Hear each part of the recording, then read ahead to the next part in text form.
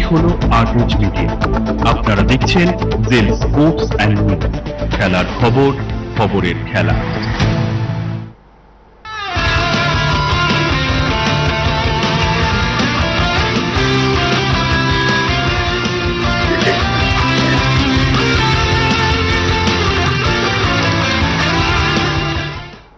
নমস্কার, আপনারা দেখছেন জেল স্পোর্টস এর নিউজ আর আপনাদের সঙ্গে রয়েছে আমি দেবব্রত। স্পোর্টস নাও শুরু করছি। তবে স্পোর্টস নামের বিশেষ প্রতিবেদন আজকে, অর্থাৎ মহিলা বিশ্বকাপের ফাইনালে মুখোমুখি ভারত এবং ইংল্যান্ড। একদিকে হেথার নাইট তো অন্যদিকে মিতালি রাজ। আর এই নিয়ে আজকের বিশেষ প্রতিবেদন ভারতের রাজ।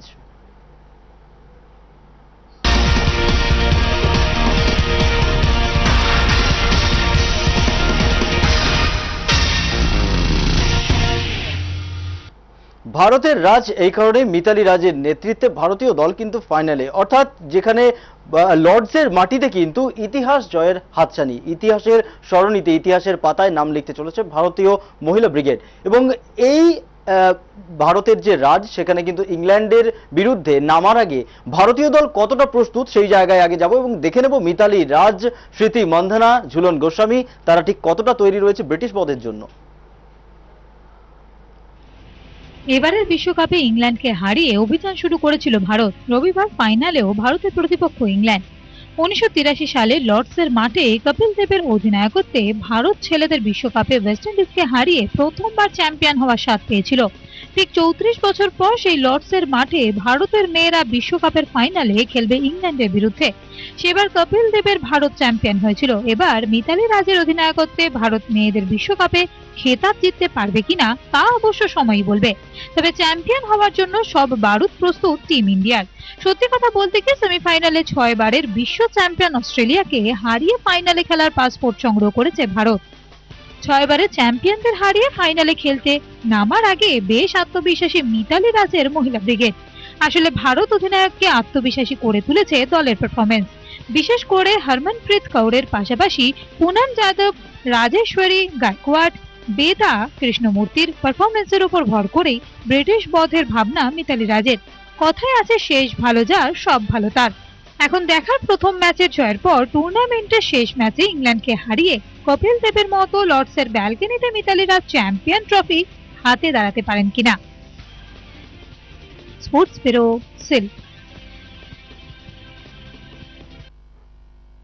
বিরুদ্ধে তৈরি হচ্ছে ভারতীয় দল, সেখানে কিন্তু পিছিয়ে নেই ইংল্যান্ড শিবিরও। দেখে নেব ইংল্যান্ডের প্রস্তুতি।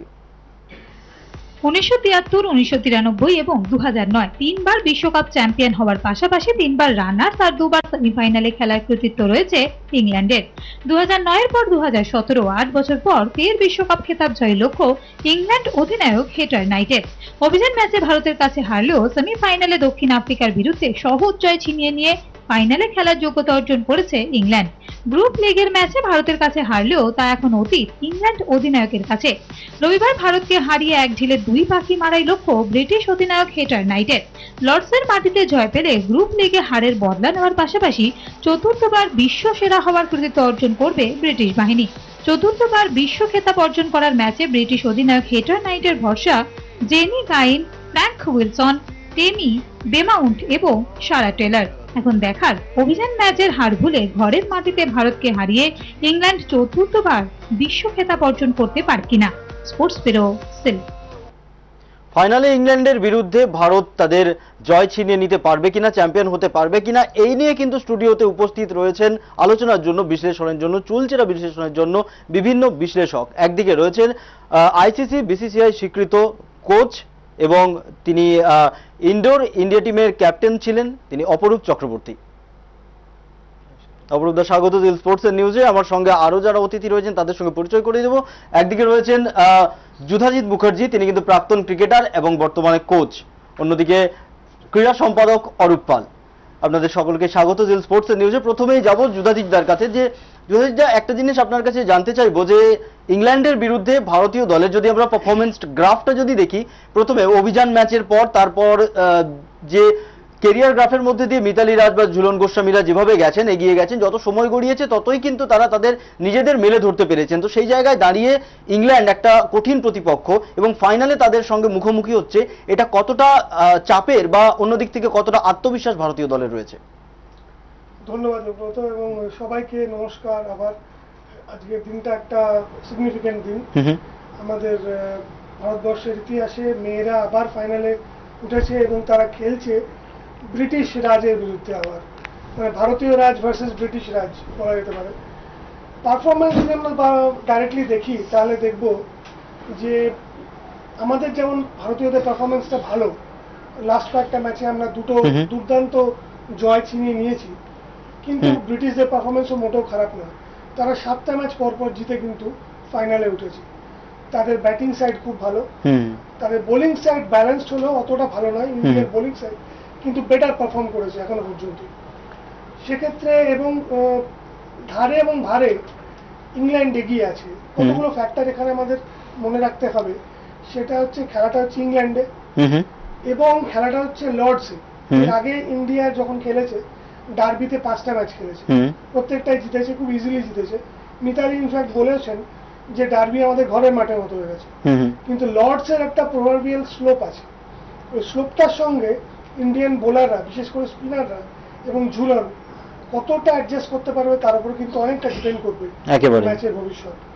সেগুলো আমরা আরো ডিটেলস আলোচনা করবো। আরেকটা কথা যেটা আমার মনে হয় যে হেড টু হেড লড়াইয়ে কিন্তু ইংল্যান্ড এগিয়ে আছে। 10টা ওয়ার্ল্ড কাপ ম্যাচ খেলা হয়েছে ইন্ডিয়া ভার্সেস ইংল্যান্ড, ইংল্যান্ড জিতেছে 6টায়। সেই সব দিকে ধারেও ভারে এগিয়ে আছে কিন্তু ইংল্যান্ড। কিন্তু ক্রিকেটটা প্যাশনের খেলা এবং আমার মনে হয় ভারতবর্ষ প্রায় 1.5 বিলিয়ন ভারতবাসীর সমর্থন এবং শাউট নিয়ে ভারতবর্ষ আজকে নামবে মাঠে। অতএব সেখানে অনেক কিছু ডিফারেন্ট হতে পারে, অনেক কিছু পরিবর্তন হতে পারে।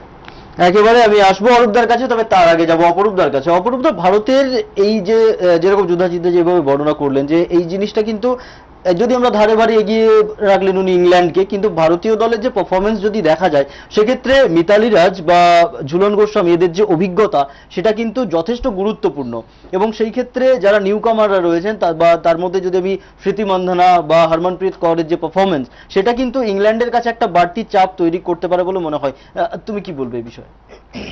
দেখো, কিছুদিন আগেই হলো আইসিসি চ্যাম্পিয়ন্স ট্রফি, যেখানে আমরা এক্স্যাক্টলি এই সিচুয়েশনে পড়েছিলাম। একটা হচ্ছে ইন্ডিয়ান সাইড যেটা প্রফেশনালি অনেক বেশি এগিয়েছিল, ম্যাচুরিটিতে অনেক বেশি এগিয়েছিল, whereas পাকিস্তান সাইড যেটা অ্যাকচুয়ালি কেউ 80-20 বলেছিলাম, কেউ 90-10 বলেছিলাম in favour of India. But final is anybody's game, I do feel. কারণ নকআউট স্টেজ থেকে একটা অন্য লেভেল অফ ফোকাস চলে আসে, তবেই তারা নকআউট, কোয়ার্টার ফাইনাল, সেমিফাইনাল জিতে তারা ফাইনালে উঠেছে। So let's put in this way কি knockout game it's a 50-50 game. আজকের দিনে যারা সেরাটা দিতে পারবে তারা চ্যাম্পিয়ন হবে। বাড়তি খিদে যদি হয় তাহলে ইন্ডিয়ানদের খিদে যদি বলি তাহলে আজকে বেশি হবে, বিকজ ইংল্যান্ড ওয়ার্ল্ড চ্যাম্পিয়ন হয়েছে কতবার, কিন্তু ইন্ডিয়ান টিম কিন্তু মুখিয়ে রয়েছে, স্পেশালি ঝুলন গোস্বামী, মিতালি রাজের এটা last world cup probably. So আরো একটা বাড়তি টার্গেট থাকবে যেটা সচিন তেন্ডুলকার 2011-এ ছিল। সো আমার মনে হয় যে ওই জায়গাটায় ইন্ডিয়া কিছুটা এগিয়ে মেন্টাল অ্যাসপেক্টে। একেবারে।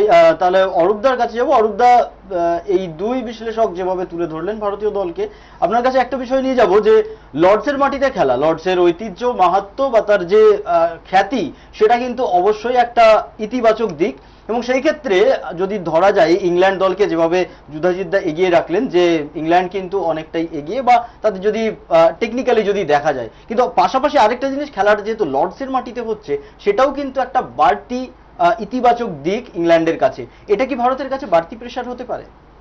দেখো, যেটা অপরূপ বললেন যে ম্যাচ 50-50, টি20 বলো আর একদিনের এই 50 ওভারের ম্যাচ বলো, ম্যাচ কিন্তু 50-50।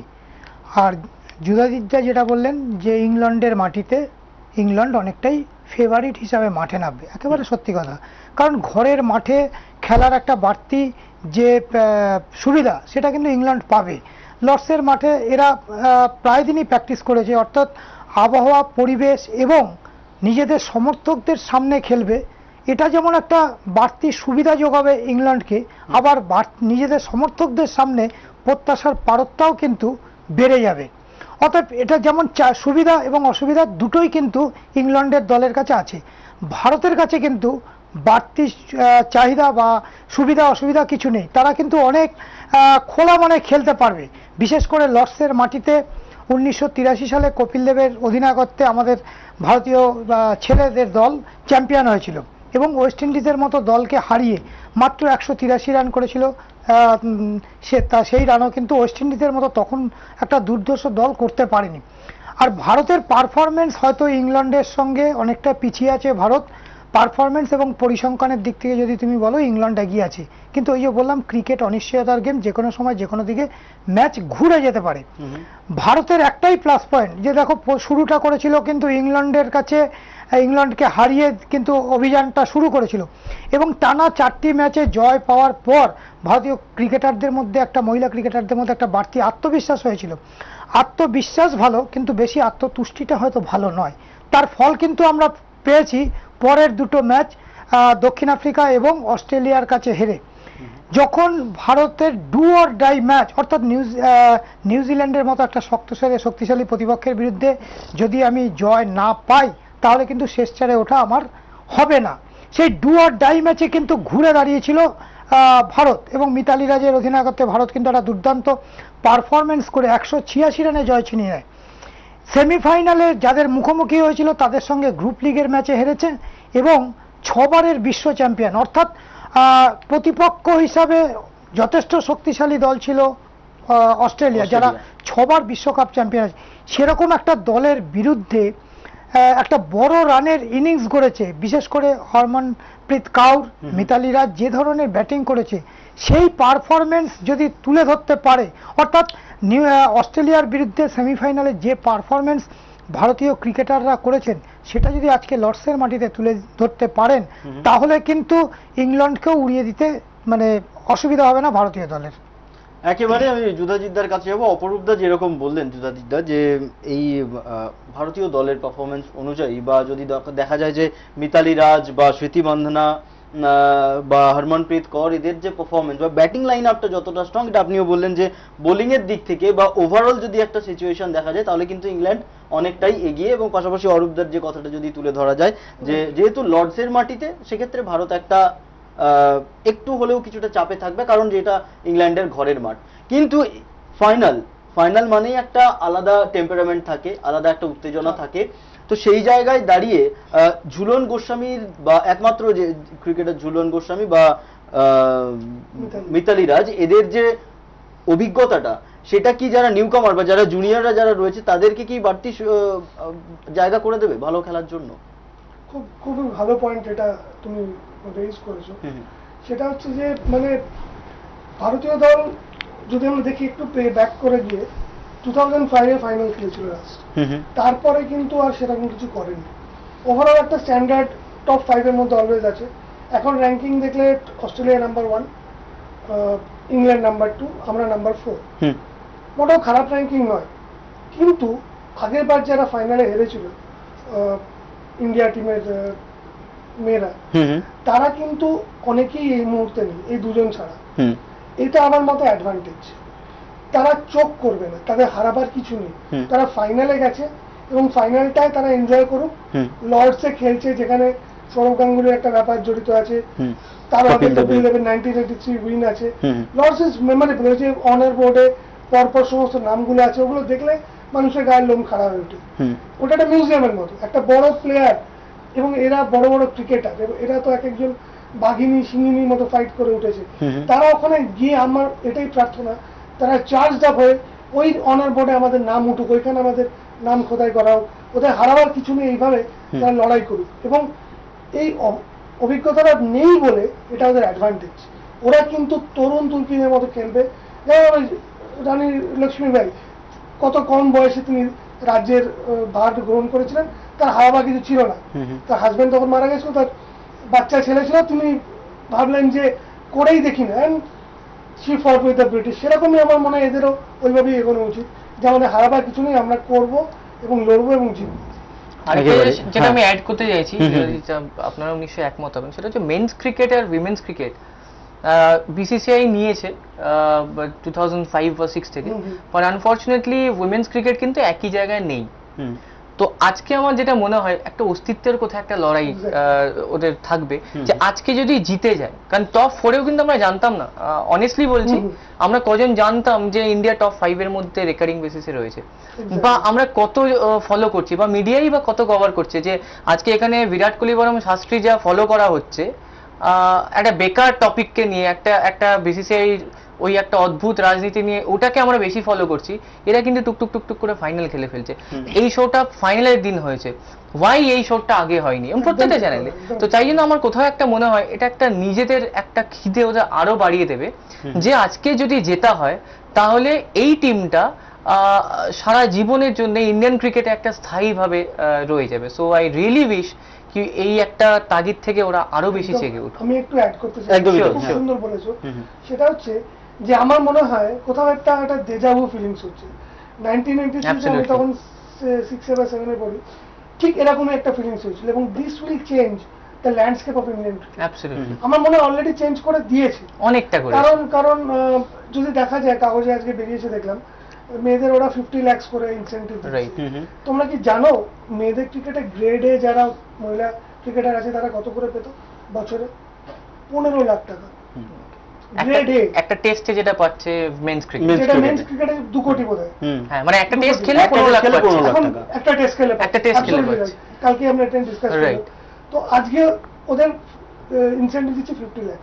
তার মানে একটা জায়গায় ওরা পৌঁছে গেছে, এবং অলরেডি কথা হচ্ছে মেয়েদের আইপিএল করার জন্য যদি কিছু করা হয়। কারণ C the point is, India last world কাপে 2015-এ সেমিফাইনালে হেরেছে, ছোট ওয়ার্ল্ড কাপ যেটা চ্যাম্পিয়ন্স ট্রফি রানার্স আপ হয়েছে। ইন্ডিয়ান মেয়েরা এই টুর্নামেন্টে সবাইকে হারিয়েছে, রাইট? ইংল্যান্ডকেও হারিয়েছে, ইংল্যান্ড আজকে হারায় অভিযান, ইংল্যান্ডকেও হারিয়েছে। মানে এর 83 এর সঙ্গে সিমিলারিটি। একদমই ইন্ডিয়া ওয়েস্ট ইন্ডিজকে প্রথম গ্রুপ লিগ ম্যাচে একটা হারিয়েছিল, এবং তারপর ফাইনালে যেটা আমি বলছি অপরূপ, যেটা তোমার এই জায়গায় একটা জিনিস বলে দিতে চাইবো দর্শকদেরও এবং আমাদের যারা বিশ্লেষকরা রয়েছে, যে বিসিসিআই কিন্তু ইতিমধ্যে জানিয়ে দিয়েছেন যে প্রত্যেকটি খেলোয়াড়কে 50 লক্ষ টাকা গেছে, যেরকম আমাদের অতিথিরা বলছে। it's not about money, it's about recognition। একদমই তাই। একেবারে অপরূপদা, তোমার কাছে যাবো, যে জিনিসটা জানতে চাইবো যে বিরাট কোহলিদেরকে নিয়ে তুমি যেরকমটা বললে, যে বিরাট কোহলিদেরকে নিয়ে যেভাবে মাতামাতিটা হচ্ছে এবং প্রথম থেকে যেভাবে কভার আপ করা হচ্ছে প্রত্যেকটা বিষয় এবং তাদের প্রত্যেকটি পদক্ষেপ, এবং আজকে বিরাট কি টুইট করছে বা আজকে বিরাট কি বলছে, ইভেন যদি ভারতীয় মহিলা ক্রিকেট দলের যে ভালো পারফরমেন্স সেটাও যদি বলা যায়, তাহলে কিন্তু অনেকেই চেনেন না ভারতীয় মহিলা দলের অধিনায়ককে। এমনকি এই জিনিসটা নিয়ে কিন্তু সোশ্যাল মিডিয়াতে অনেকটা ভাইরাল হয়েছিল, যে কাউকে উইশ করতে গিয়ে অন্য কাউকে উইশ করা হয়ে গেছিল, অর্থাৎ মিতালি রাজের পরিবর্তে স্মৃতি মন্দানা বা স্মৃতি মন্দানার পরিবর্তে মিতালি রাজকে উইশ করা হয়ে গিয়েছিল। অর্থাৎ এই যে জিনিসটা, এই জিনিসটা যখনই উঠে আসে তখনই বোঝা যায় যে মানে মহিলা ক্রিকেটটা কোথাও যেন, আমরা যখনই লিঙ্গ বৈষম্যর কথা বলি, যখনই বিভিন্ন বিষয় নিয়ে এক জায়গায়, যে মেয়েরা এখানে একাডেমি কোথায়? আজকে ধরুন সিএবি তে যারা প্রত্যেকে রয়েছে, এখানে ময়দানে কোনো একাডেমি নেই। এখানে বাইরে কয়েকজনকে আমি পার্সোনালি চিনি, তারা কয়েকটা নিজস্ব উদ্যোগে কিছু কিছু একাডেমি চালান, এবং that cannot build a champion team. তার সত্ত্বেও এত প্রতিবন্ধকতার মধ্যে থেকেও আজকে এই জায়গায় খেলছে, and really hats off to them. যেটা অপূর্ব আমি বলছি, যে তুমি বলছো তো যে ভারতীয় ছেলে অর্থাৎ বিরাট কোহলিরা বিবেকানন্দ পার্কে ইন্ডিয়া টিম প্র্যাকটিস করবে, ভাবা যায়? ভাবতে পারি না আমরা। সবসময় ইডেনে এবং তাদের মানে কঠোর নিরাপত্তার মধ্যে দিয়ে তাদের অনুশীলন করা হয়, অথচ বছর 2 আগে ভারতীয় দল প্র্যাকটিস করে যায় কিন্তু বিবেকানন্দ পার্কে, মহিলা ক্রিকেট ঝুলন গোস্বামী এরা প্র্যাকটিস করেছে। ইন্ডিয়ার টিমটা আজকে সচিন তেন্ডুলকার বা বিরাট কোহলি কি বিবেকানন্দ পার্কে এসে প্র্যাকটিস করতে পারবে? বা আমাদের বাঙালি প্রাক্তন cricketer forget about the legends, আজকে আপনি আইপিএল এ খেলা ছেলেও প্র্যাকটিস করতে পারবে না বিবেকানন্দ পার্কে। কিন্তু সেখানে ভারতীয় মহিলা ক্রিকেট দল কিন্তু বেশ কয়েকদিন, সেটা আমাদের লজ্জা। একদমই তাই। আজকে যেহেতু মহিলা ক্রিকেট দল আজকে দ্বিতীয়বার ফাইনালে খেলার যোগ্যতা অর্জন করেছে, ফাইনালে ওঠার পরেই যেন তাদের প্রতি একটু উৎসাহ আমাদের বেড়ে গেছে। প্রথম কথা, এবার আরো একটু বাড়ার কারণ যেহেতু চ্যাম্পিয়ন্স ট্রফিও ইংল্যান্ডের মাটিতে হয়েছে, এবং সেই চ্যাম্পিয়ন্স ট্রফি পাশাপাশি কিন্তু তারপর চ্যাম্পিয়ন্স ট্রফি শেষ হওয়ার পাশাপাশি এই মেয়েদের বিশ্বকাপটাও কিন্তু ইংল্যান্ডের মাটিতে হচ্ছে। সেই জন্য একটু আমরা এবার ইন্টারেস্ট দেখাচ্ছি। এই যে যুধাজিৎ দা বললেন 2005-এ আমরা শেষবার বিশ্বকাপে, আমরা তো একবারই বিশ্বকাপের ফাইনালে খেলার যোগ্যতা অর্জন করি। তাহলে ছেলেদের প্রতি যদি এত নজর দেওয়া হয়, তাহলে কেন মেয়েদের প্রতি আমাদের নজর দেওয়া হবে না? অরূপ দা, একেবারে আরেকটা জিনিস এখানে যোগ করতে চাইবো যে ভারতীয় ক্রিকেট দল অর্থাৎ ছেলেদের যদি যে ক্রিকেট দল, আমাদের জাতীয় দলের কথা যদি বলা যায়, সেক্ষেত্রে যে কোনো একটা ম্যাচ যদি হয়, বাংলাদেশের বিরুদ্ধে একটা টি-20 ম্যাচের সিরিজ হবে বা একটা টেস্ট ম্যাচের সিরিজ হবে, সেইটা নিয়ে যে কভার আপ হয়, সংবাদ মাধ্যমেও বিভিন্ন রকম ভাবে লেখা হয়, প্রত্যেকটি খবরের কাগজ থেকে শুরু করে বিভিন্ন টেলিভিশনেও কিন্তু এই জিনিসগুলো উঠে আসে। কিন্তু সেই জিনিসটাই আজকে ভারতীয় দল যখন মহিলা বিশ্বকাপের ফাইনাল খেলছে, সেই মানে সেই আগুনটা নেই, সেই তাণ্ডবটা নেই, সেই জিনিসটা চোখে পড়ছে না। ইভেন আমরা যদি সাধারণ মানুষকেও জিজ্ঞেস করি বা অন্যান্য সময় যদি বলা যায় যে ভারত পাকিস্তান মুখোমুখি হচ্ছে ফাইনালে বা দ্বিপাক্ষিক সিরিজ বা একটা ট্রায়াঙ্গেল সিরিজ, যে কোনো জায়গায় যদি জিজ্ঞেস করা যায়, সেক্ষেত্রে কিন্তু অনায়াসে যে কোনো মানুষ তাদের মুখ খোলেন। কিন্তু অন্য দিক থেকে একটা জিনিস দেখা যায় যে মহিলা ক্রিকেট নিয়ে আমরা বহু মানুষের সাথে কথা বলতে গিয়েছিলাম বা তাদের সঙ্গে যখন কথা বলতে গেছি, সেখানে কিন্তু আমরা ফলপ্রসূ কিছু পাইনি। অর্থাৎ তারা অর্ধেকই জানেন না যে ভারতীয় দল যে মহিলা বিশ্বকাপে অংশগ্রহণ করেছে এবং সেখানে ফাইনালে খেলছে মিতালি রাজের দল, সেটা কিন্তু অনেকেই জানেন না। আজকে তুমি বলছি তো যে আজকে যদি এটা ধরো বিশ্বকাপের ফাইনালে ভারত বনাম ইংল্যান্ড হতো, আজকে পুরো মানে ধর্মঘট বা বন্ধ ঘোষিত হয়ে যেত, সারা অঘোষিত বন্ধ। হ্যাঁ, বাট এটার জন্য দায়ীটা কি? Exactly. এটার জন্য কিন্তু দায়ী টপ লেভেলে, এটা গ্রাসরুট লেভেল থেকে আমাদের ডেভেলপ করতে হবে। আমরাই দেয় স্কুল ক্রিকেটের মেয়েদের ক্রিকেট নেই কেন? আমি যদি প্রশ্ন করি প্রশাসনকে যে স্কুল ক্রিকেটের আমাদের স্টার্টিং ফ্রম আন্ডার 13 একটা টুর্নামেন্ট হচ্ছে সিএবির আন্ডারে, আমি সিএবিটা বলছি কারণ আমি এই স্টেটে বিলং করি, আন্ডার 13 হচ্ছে, আন্ডার 17 রয়েছে, ক্যাটেগরি রয়েছে, সেখানে মেয়েদের ক্যাটেগরিতে কোথায়? মেয়েদের সেকেন্ড ডিভিশন নেই, ফার্স্ট ডিভিশন নেই, কেন নেই? সো ওটা তো বিসিসিআই 12 বছর আগে থেকে নিয়েছে। এটা জাস্ট আমি বলবো এটা পুরো মাইন্ডসেটের ব্যাপার, এবং মানে আমাদের ঘরে কিন্তু ট্যালেন্ট ছিল বা আছে। আমি যদি বলি আজকে আমার মেয়েকে আমি ভর্তি করব, কোথায় করব, কোন ক্যাম্পে করব, we don't know anything about that. Mithali Raj কি করে উঠেছিল এই ঘটনাটা যদি দেখা যায়, আমি বলবো যে ইনফ্যাক্ট আমি আমার নিজের ফ্যামিলির কথা বলছি, আমরা পুরো ক্রিকেট পাগল ফ্যামিলি। আমার বাবা এবং আমার কাকারা, ইনফ্যাক্ট আমার পিসিরাও ক্রিকেটের জন্য পাগল ছিল। আমার একজন পিসি, মেজো পিসি, সে প্রচন্ড ভালো ক্রিকেট খেলতো, হ্যাঁ, তার পাগল ছিল, যে ছেলেদের মতো জামা প্যান্ট পরে খেলতো। মিতালি রাজ ওয়াজ সামবডি লাইক দ্যাট। মিতালি রাজ যখন প্রচন্ড লেজি ছিলেন ছোটবেলায়, ঘুমোতে খুব ভালোবাসতেন। এবারে কি হতো, তাকে তার বাবা, তিনি আর্মির লোক ছিলেন, না মেয়েকে ঘুমোতে দেবো না, তাকে তুলে পাঠিয়ে দিত তার ভাইয়ের সঙ্গে ক্রিকেটের মাঠে।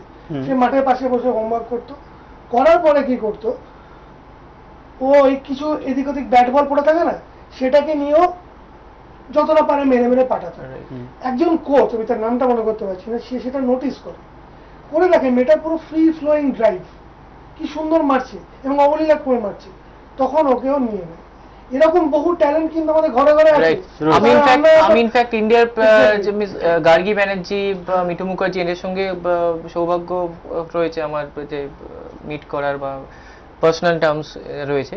সো সেখানে একই মিক্সড ক্রিকেট খেলেই তারা বড় হবে, এটা কিছু উপায় নেই। সেই জায়গাটাকে কিন্তু বার করে যেটা করতে হবে, একটা কনস্ট্রাকটিভ একাডেমি করতে হবে যেটা অনলি ফর গার্লস, এবং সেখান থেকে আস্তে আস্তে তুমি মিক্সড ক্রিকেট খেলাও, আমার কোনো আপত্তি নেই, কিন্তু তাদের নিজস্ব একটা ইনস্টিটিউশন জরুরি, সো দ্যাট আমরা জানি যে হ্যাঁ একাডেমি ফর বয়েজ আর একাডেমি ফর গার্লস, সেখান থেকে আমরা এনকারেজ করতে করতে একটা পর্যায়ে খেলি, একটা টুর্নামেন্ট হোক, আন্ডার 13 গার্লস টুর্নামেন্ট হোক, যেটা অস্ট্রেলিয়ায় হয়, যেটা ইংল্যান্ডে হয়। ইনফ্যাক্ট আমার তো মনে হয় সিএবি কে একটা ইনিশিয়েটিভ নেওয়া উচিত, যে সমস্ত কো-এডুকেশন এবং গার্লস স্কুল, মানে আমি একটা একাডেমি শুরু করেছিলাম ময়দানে, বাট আমি চালাতে পারলাম না, বিভিন্ন কারণে হোক, সেটা চালাতে পারলাম না। যেটা মনে হয় এখানে কি একটা টুর্নামেন্ট যদি চালু করা যায় না, বেটার হয়। রাইট, আন্ডার 15 টুর্নামেন্ট ধরো মেয়েদের জন্য কয়েকটা হয়, কিন্তু স্কুলের জন্য, কিন্তু একেবারে আমাদের আলোচনাতে চলতে থাকবে।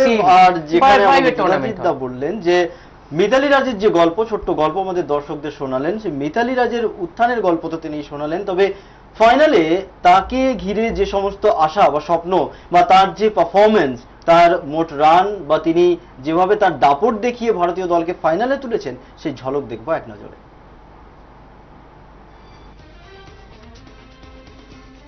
অধিনায়ক হিসেবে মাঠে মাথা ঠান্ডা রাখার নজির রয়েছে মহেন্দ্র সিং ধোনির। মাহির মতো 22 গজের লড়াইয়ে মাথা ঠান্ডা রাখার নজির ভারতের মেয়েদের অধিনায়ক মিতালি রাজেরও। তার অধিনায়কত্বে এবার ভারত মেয়েদের বিশ্বকাপের ফাইনালে খেলার যোগ্যতা অর্জন করেছে। প্রথম 4টি ম্যাচে জয়ের পর গ্রুপের শেষ 2টি ম্যাচে হেরে সেমিফাইনালে ওঠা অনিশ্চিত হয়ে পড়েছিল টিম ইন্ডিয়ার। অস্ট্রেলিয়ার বিরুদ্ধে সর্বোচ্চ রানের রেকর্ড গড়েও ভারতকে জয় এনে দিতে ব্যর্থ হন মিতালি। তবে নিউজিল্যান্ডের বিরুদ্ধে ডু অর ডাই ম্যাচে মিতালির ব্যাট ঝলসে উঠেছিল। সেমিফাইনালে খেলার যোগ্যতা অর্জন করতে কিউইদের বিরুদ্ধে জয় ছাড়া অন্য কোনো রাস্তা ছিল না টিম ইন্ডিয়া। মরণ বাঁচন ম্যাচে দুরন্ত লড়াই করে মিতালি সংগ্রহ করেছিলেন 109 রান। মিতালির রাজকীয় পারফরমেন্সে কিউইদের 186 রানে হারিয়ে শেষ 4-এ খেলার যোগ্যতা অর্জন করে ভারত। এরপর গ্রুপ লিগে হারের বদলা নিয়ে 6বারের বিশ্ব চ্যাম্পিয়ন অস্ট্রেলিয়াকে হারিয়ে দ্বিতীয়বার ফাইনালে খেলার যোগ্যতা অর্জন করেছে ভারত। ফাইনালে ওঠার লড়াইয়ে মিতালির ব্যাট ঝলসে উঠেছিল। অজি বোলারদের বিরুদ্ধে দাপট দেখিয়ে মিতালির সংগ্রহ 36 রান। ভারতকে বিশ্বকাপের ফাইনালে তুলে অধিনায়ক হিসেবে নতুন নজির গড়লেন মিতালি। এক নজরে দেখে নেওয়া যাক মিতালি রাজের এখনো পর্যন্ত পরিসংখ্যান। মিতালির পরিসংখ্যান: ম্যাচ 185, রান 6173, 100 রান 6। সত্যি বিশ্ব ক্রিকেটে মিতালি রাজ রাজকীয়ভাবে শাসন করছেন বোলারদের। তার ব্যাট হাতে রণংদেহী মূর্তির কাছে বারবার হার মানছেন বিপক্ষ দলের বোলাররা। একদিনের ক্রিকেটের রানের এভারেস্টে থেকেও তিনি যেন মাটির মানুষ। সত্যি কথা বলতে কি, ভারতীয় ক্রিকেটে তার মতো সফল অধিনায়কের আগে কখনো দেখা যায়নি। এবারের বিশ্বকাপে ব্যাট হাতে তুখোড় ফর্মে মিতালি, নেতৃত্ব বেশ ছন্দে দেখাচ্ছে তাকে। এবারের বিশ্বকাপে 8 ম্যাচে তার সংগ্রহ 392 রান। সব মিলিয়ে মিতালি রাজ এই মুহূর্তে সত্যি ভারতীয় ক্রিকেটের অন্যতম সেরা আলোচিত চরিত্র হয়ে উঠেছেন। সেই ধারা বজায় রেখে বিশ্বকাপের ফাইনালে ইংল্যান্ডের বিরুদ্ধে লড়াইয়ে তার ফিরছেন টিম ইন্ডিয়ার অধিনায়ক। এখন মিতালির হাত ধরে বিশ্বকাপ ঘরে আনার স্বপ্ন দেখছে 125 কোটির ভারতবাসী। Sports bureau, gen.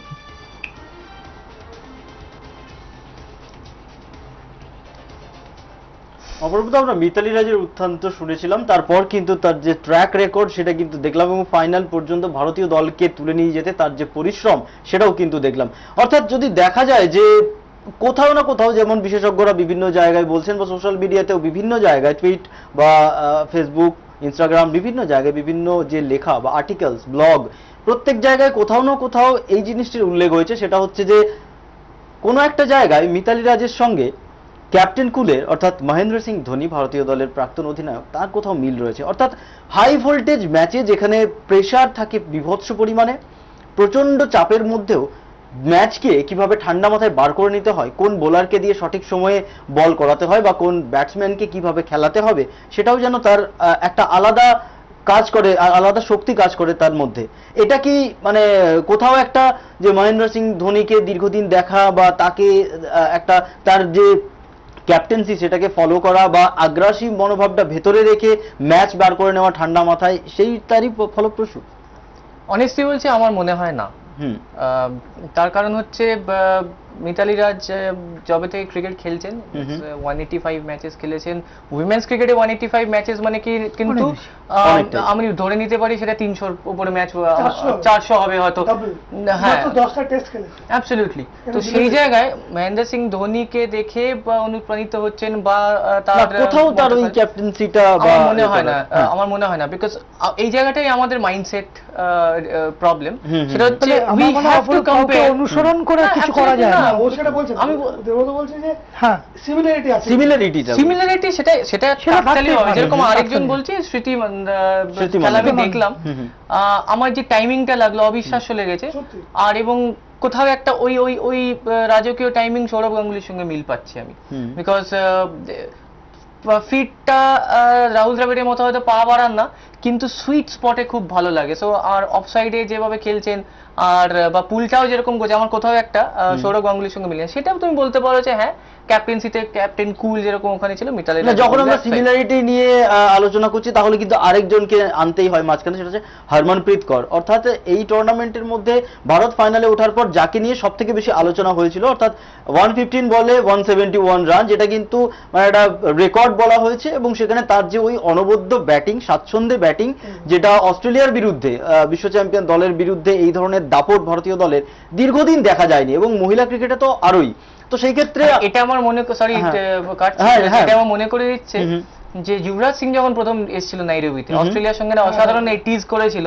সো আগের দিনটার সঙ্গে আমার ওটা মনে পড়ে যাচ্ছিল, ফার্স্ট ইনিংসে যে ফার্স্ট ইয়েতে ডেবিউ করেছিল, রাইট, মানে তার প্রথম ইনিংসের সুযোগ পেয়েছিলেন।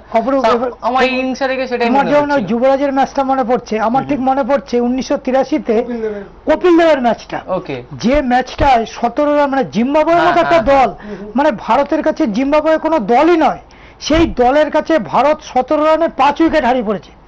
তখন ক্যাপ্টেন হিসাবে মাঠে নামলেন কপিল দেব এবং একটা দুরন্ত ইনিংস খেলেছেন, 175 রানের একটা অবিশ্বাস্য নট আউট ইনিংস খেলেছেন। ঠিক তেমনি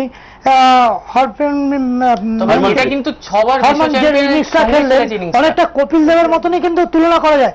এটাও কিন্তু ভারতের কাছে ওই ম্যাচটা ঘুরে দাঁড়ানোর ম্যাচ ছিল এবং জিম্বাবুয়ের কাছে 17 রানে 5 উইকেট হারানোটা একটা বিরাট চাপের ছিল।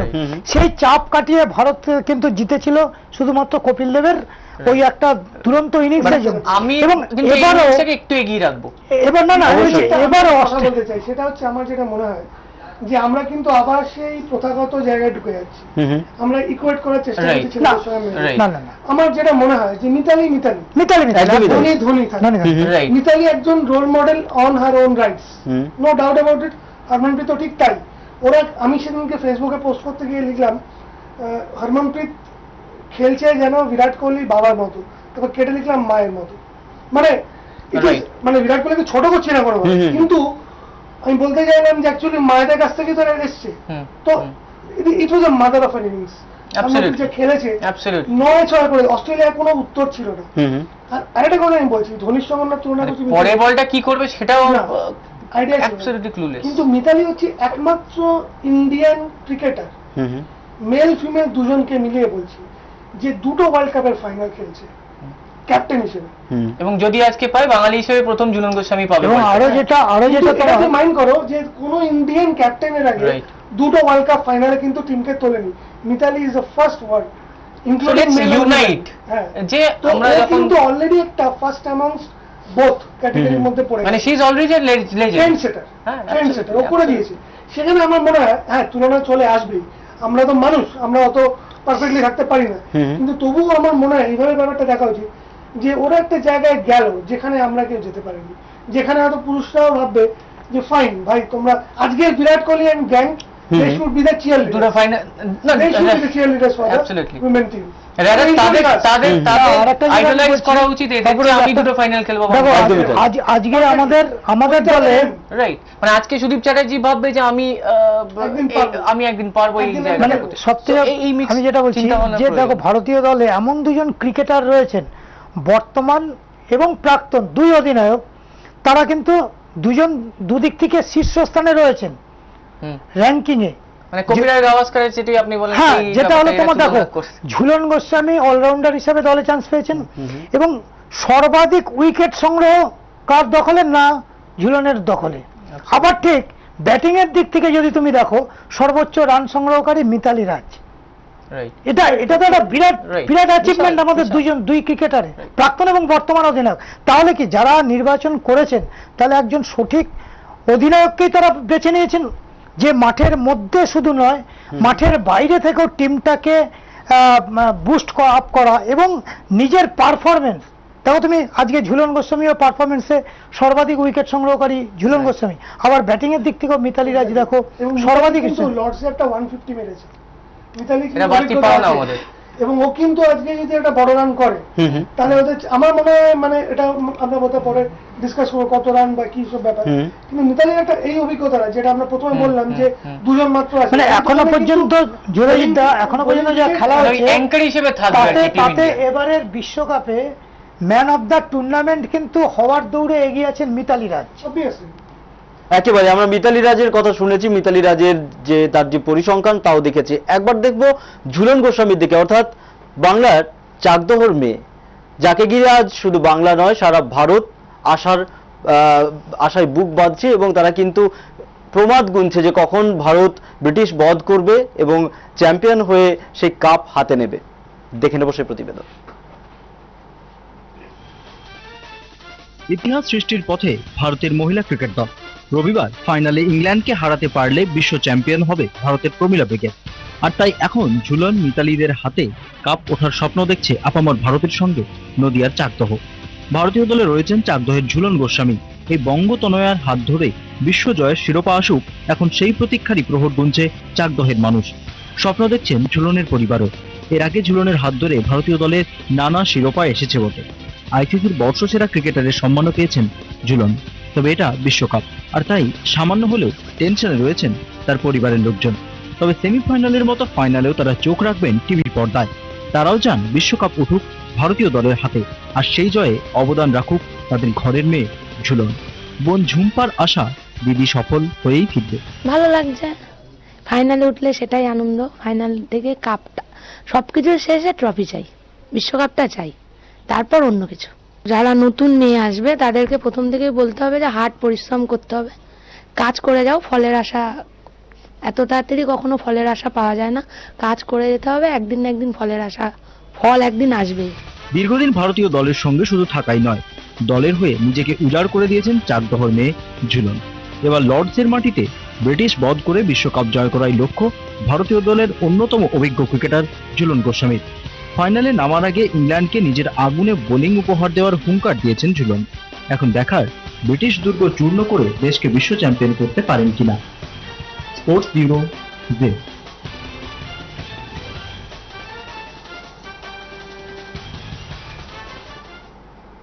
আসবো যোধাজিৎদার কাছে। আমরা দেখলাম যে ঝুলন গোস্বামীর কে ঘিরে থেকে চাকদহ, বাংলা, সারা ভারত একটা আশায় বুক বাঁধছে। আর বাঁধবেই না কেন, কারণ তাকে ঘিরে আসার কারণ একটাই, তাকে ঘিরে মানুষের আশা একটাই যে তিনি এবং মিতালি রাজ, এই দুই ক্রিকেটার সম্পর্কে একটু যদি বলা যায় তাহলে কিন্তু এরাই এই এমন দুই ক্রিকেটার যারা কিন্তু 1983 বিশ্বকাপে, হয়তো বয়সটা খুবই কম ছিল, কিন্তু এরাই এই দুই ক্রিকেটার ভারতীয় দলের এমন দুই ক্রিকেটার যারা কিন্তু সাক্ষী ছিলেন 1983 বিশ্বকাপের।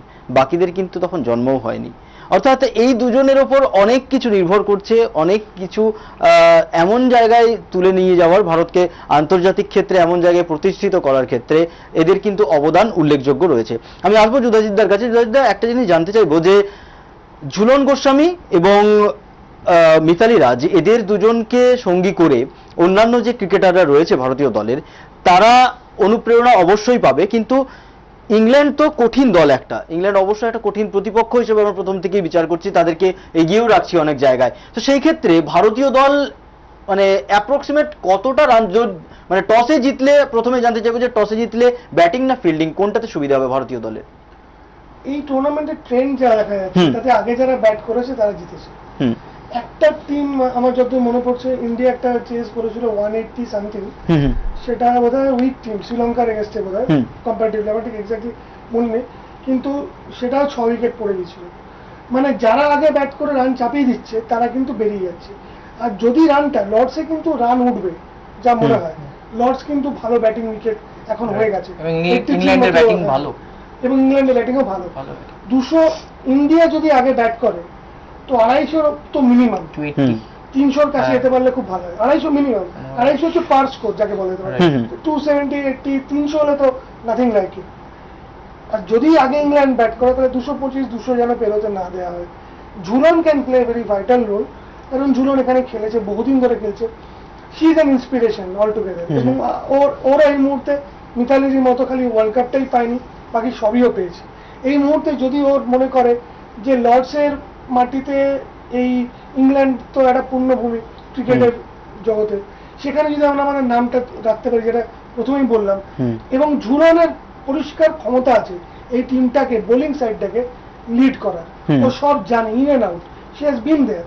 আমরা ওকে যারা জানি, কলকাতা মাঠে ক্রিকেট খেলেছে, আমরা দেখেছি ও গরমকালে মে মাসে, জুন মাসে পর্যন্ত বিবেকানন্দ পার্কের ওই কমলা গার্লসের দিকের ওই নেটটা অক্লান্তভাবে বল করে যেত, এবং ওকে কেউ ডিস্টার্ব করার কোনো জায়গায় পৌঁছতে পারতো না, কারণ কেউ বলবার, মানে কোচেরা পর্যন্ত দেখতো যেটা জোনে ঢুকে গেছে যে ও, এবং ও কিন্তু প্রচুর খেটেছে, ওর জানে কি করতে হয় ওখানে পৌঁছতে গেলে, এবং ও জানে বলেই আমাদের কনফিডেন্স আছে ও পারবে। ও যদি না পারে তাহলে কেউ পারবে না, এটাই হচ্ছে কথা। একেবারে। অরূপদা, এই যে আমরা যারা বাঙালিরা, তারা কিন্তু আলাদা একটা সেন্টিমেন্ট কাজ করে বাঙালিরা থাকলে, যেটা আমরা দেখেছি সৌরভ গাঙ্গুলি দলে থাকার পর থেকে। তারপর কিন্তু ভারতীয় দলে সেভাবে বাঙালিদেরকে আমরা পাইনি, ঋদ্ধিমান সাহাকে পেয়েছি, তবুও টেস্ট বা ওয়ানডেতে সেই ধারাবাহিকভাবে হয়তো দীর্ঘদিন ধরে আমরা পাইনি। কিন্তু ঝুলন গোস্বামীর কথা যদি ধরা যায় তাহলে কিন্তু ভারতীয় মহিলা ক্রিকেট দলে তার মানে একটা ধারাবাহিক রোল আমরা দেখতে পেয়েছি। এটা বাংলা ক্রিকেটে যদিও হয়তো আলোচ্য বিষয়ের একটু বাইরে, তবুও আজকে বিশ্বকাপ ফাইনালে ঝুলন গোস্বামীর এই যে অবদান বা তার এই অবস্থানটা, এটা বাংলা ক্রিকেটকে কতটা সমৃদ্ধ করবে ভবিষ্যতে? দেখো ভবিষ্যতে তো সমৃদ্ধ করবেই, কারণ ঝুলন গোস্বামী কিন্তু আমাদের বাঙালি মহিলা ক্রিকেটারদের কাছে একটা রোল মডেল। ঝুলনকে দেখে কিন্তু অনেকে অনুপ্রাণিত হয়ে মাঠে এসছেন, কিন্তু যেটা না বললেই নয় যে ঝুলন গোস্বামী সরে যাওয়ার পর আবার এই যেমন সৌরভের পরে আমরা অনেকদিন পরে টেস্ট দলে ঋদ্ধিমান সাহাকে দেখতে পাচ্ছি, কিন্তু যখন ভারতীয় মহিলা ক্রিকেট দলে এক সময় যুধাজিৎদা ভালো জানবেন যে বহু মহিলা ক্রিকেটার বাংলা থেকে চান্স পেয়েছিলেন, লোপামুদ্রা ভট্টাচার্য, শিরূপা বসু, গার্গী ব্যানার্জি, অন্তত 11 জন ক্রিকেটারের মধ্যে 5 থেকে 6 জন বাঙালি ক্রিকেটার সবসময় থাকতো। আজকে সেখানে আমরা দেখতে পাচ্ছি শুধু ঝুলন গোস্বামী।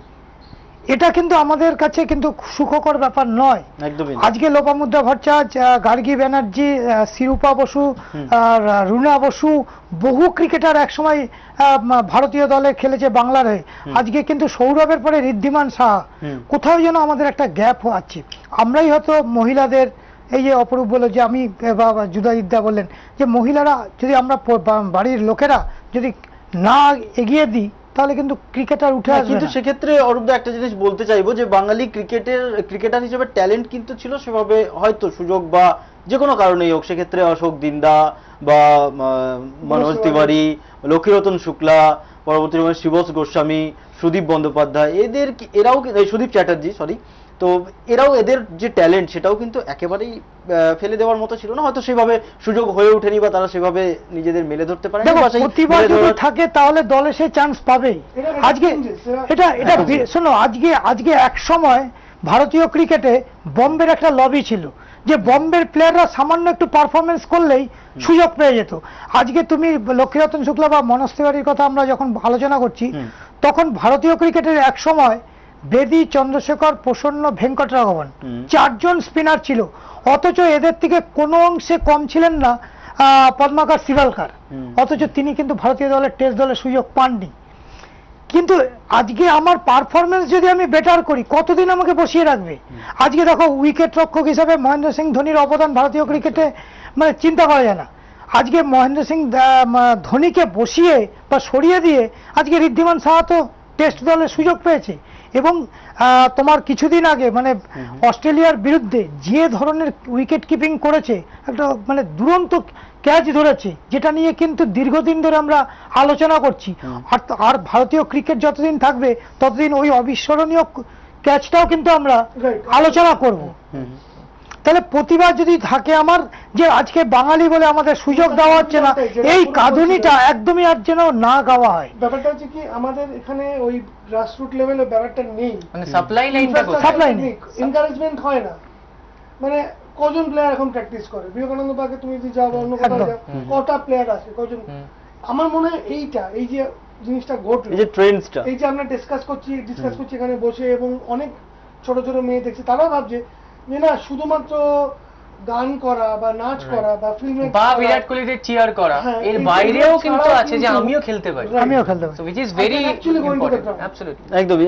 অপরূপদার কাছে যাবো। অপরূপদা, একটা জায়গায় আমরা অনেক রকম আলোচনা করলাম, কিন্তু যদি একটা জায়গায় দেখা যায় যে ভারতীয় দলের যে ব্যাটিং লাইন আপ, যেভাবে যুধাজিৎদা প্রথমেই বলেছেন, সেই ব্যাটিং লাইন আপ যদি দেখা যায়, তুমি কাকে এগিয়ে রাখবে বা কোন 3 জন বা 4 জন ব্যাটসম্যান এমন রয়েছে ভারতীয় দলে যারা কিন্তু ম্যাচের রং বদলে দিতে পারে যে কোনো মুহূর্তে? দেখো, তুমি যদি কম্পেয়ার করো, ইংল্যান্ডের ব্যাটিং শক্তিশালী, কারণ এখানে যখন আমরা এক একটা ম্যাচে এক একটা হিরো দেখছি আমাদের ইন্ডিয়ান ব্যাটিং এ, সো এটা আজকে কিন্তু কালেকটিভলি কিছু একটা করতে হবে। মানে টপ অর্ডার, যেরকম আমি খুব চাইবো যে স্মৃতি থেকে শুরু হোক, স্মৃতি মন্দানা থেকে শুরু হোক ব্যাপারটা, কারণ রান পাচ্ছে না, প্রথম ফার্স্ট দুটো তারপরে আর পাননি। তো আমার মনে হয় যে it's a very right time to pick. ফাইনালসে যেরকম মহেন্দ্র সিং ধোনি পুরো টুর্নামেন্টে ব্যর্থ ছিলেন, তারপরে 91 করে আমাদের বেরিয়ে গেল। তো এক্স্যাক্টলি আজকে সেই জায়গাটা কিন্তু ওপেনিং পার্টনারশিপটা ইজ ভেরি ইম্পর্টেন্ট। সেটা প্রথমে ব্যাট করি আর শেষে ব্যাট করি, ইংল্যান্ডের উইকেটে যে কোনো জায়গায় কিন্তু প্রথম পার্টনারশিপটা ইজ ভেরি ক্রুশিয়াল। তারপরে মিতালি রাজ মিডল অর্ডারে যখন আসছেন, তখন যে অবস্থায় থেকেই হোক একটা শিট অ্যাঙ্কার রোল খেলবে। সো শিট অ্যাঙ্কার রোল খেলবে, এবার তার রোলটা অনেক ডিপেন্ড করবে যে প্রথম দুজন ব্যাটসম্যান কি করছে। সে আমরা প্রথম উইকেটে যদি আমরা 80 রান করি, তাহলে মিতালি রাজ ওটাকে ফ্লোটা কন্টিনিউ করে একটা 300-র কাছে নিয়ে যাওয়ার চেষ্টা করবে। শিওর, একদমই তাই। যদি আমরা একটু অ্যানালিসিস করি এটার তাহলে আমরা দেখবো যে 350-র উপর রান যারা করেছে ইংল্যান্ডের 4 জন প্লেয়ার আছে, আমাদের মাত্র একজন। 392 ইংল্যান্ডের 4 জন করেছে। এবার অন্যরকম যদি আমি দেখি 200-র কাছাকাছি বা 200-র উপর করেছে ইন্ডিয়ার 6 জন আছে, ইংল্যান্ডে কিন্তু ওই 4 জন। টোটাল কন্ট্রিবিউশনটা ইজ ভেরি ইম্পর্টেন্ট, যেটা কোহলি বলছেন। 6টা পর্যন্ত কিন্তু আমাদের 200 রান করা প্লেয়ার হয়েছে 30-35 এভারেজে, ইংল্যান্ডে কিন্তু ওই 4 জন 200 কাছে। তার মানে কিন্তু ওই 4 জন যদি তুমি তাহলে কিন্তু দুজনকেই টলাতে পারি তাহলে অনেকটা কিন্তু আমার 4 ডাউনের পরে ব্যাটিং অর্ডার খুব খারাপ, রাইট, কেউ রান করতে একটা সার্টেন কোলাপসের একটা ব্যাপার থেকে যাচ্ছে। এবং ইন্ডিয়ার বোলিং কিন্তু বেটার, 7-8 থেকে ইংল্যান্ডের ব্যাটিং ভার্সেস আমাদের বোলিং ব্যাপারটা যদি হয় 7-8 থেকে 10-12 রেঞ্জে উইকেটে কিন্তু আমাদের ম্যাক্সিমাম বোলার আছে, ওদের অত ভালো বোলার নেই। ঝুলনের সঙ্গে যেটা দীপ্তি শর্মা অনেক অফে খেলছে, রাইট, পুনম যাদব, দীপ্তি শর্মা অ্যাকচুয়ালি আমার মনে হয় একটা উইকলি একদম প্রেডিক্টেবল হয়ে গেছে, ও ঝুলে বল করে সব ব্যাকফুটে খেলে আমার মনে হয় ওকে এখন বসিয়ে একটা 20 কে যদি নিয়ে আসতে পারে তাহলে খুব ভালো হয় কম্বিনেশনটা। এবং আপনার নিউজিল্যান্ডের বিরুদ্ধে যে মানে যে মেয়েটি আমাদের খেললেন আর কি, রাজেশ্বরী গাইকোয়াড দারুণ বোলিং করেছে এবং 6টা উইকেট, 5টা উইকেট এবং একটা খুব কম রান দিয়ে কিন্তু রাজেশ্বরী ওইটা প্রথম ম্যাচ ছিল তার অভিষেক ম্যাচটা কিন্তু স্মরণীয় করে। এবং অস্ট্রেলিয়ার মতো দলের বিরুদ্ধেও কিন্তু যথেষ্ট মানে নিপুণ হাতে বোলিং করেছে, মানে যেটুকু